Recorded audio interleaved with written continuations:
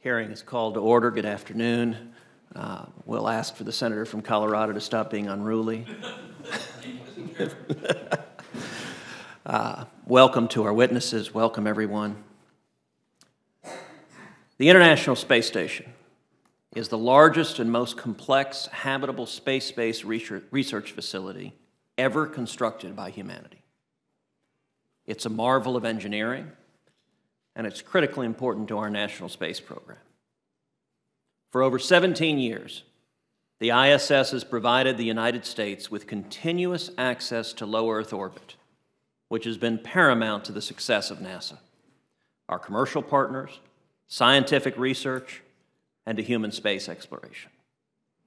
It's due to the significance of the ISS as a key component of our national space program that this subcommittee led the effort that extended the operation of ISS to 2024 by enacting the bipartisan U.S. Commercial Space Launch Competitiveness Act in 2015, which Senator Nelson and I worked on hand in hand, and which was signed into law by President Obama. We then followed up on that effort by once again working in a bipartisan manner, me working closely once again with Senator Nelson, in enacting the NASA Transition Authorization Act of 2017, which was signed into law by President Trump and established the ISS transition principles. The purpose of the ISS transition principles was to create a stepwise approach to eventually transition from the ISS once there is the emergence of a proven and reliable commercial alternative. Congress decided to take a stepwise approach due to the long history at NASA in which major programs like Constellation and the Space Shuttle had been eliminated prematurely. These decisions have long-term repercussions at NASA.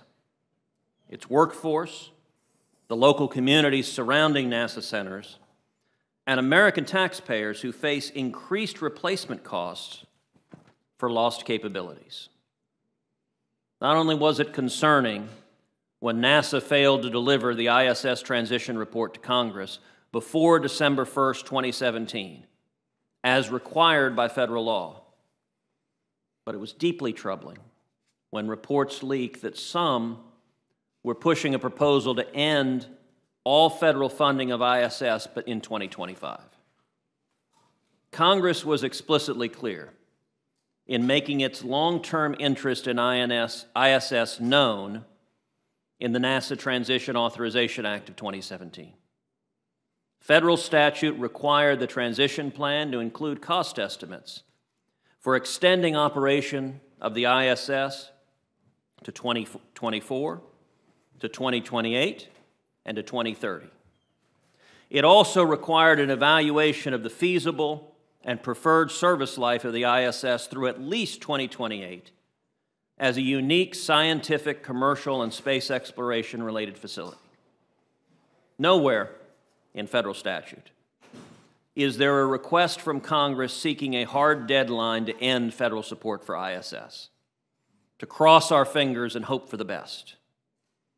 We've seen that act play out too many times in our national space program, and it's time we learn the lessons of history. Prematurely canceling a program for political reasons costs jobs and wastes billions of dollars.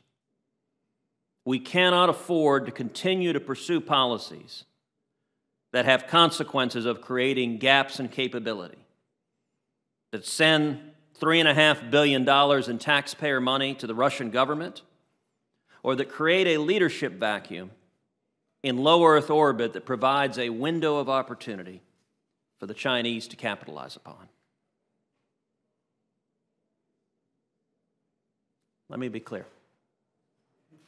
As long as I am chairman of this subcommittee, the ISS will continue to have strong support, strong bipartisan support in the United States Congress. And as long as Article 1 of the Constitution remains intact, it will be Congress that is the final arbiter of how long ISS receives federal funding. I'd now like to recognize the ranking member of the full committee, Senator Nelson.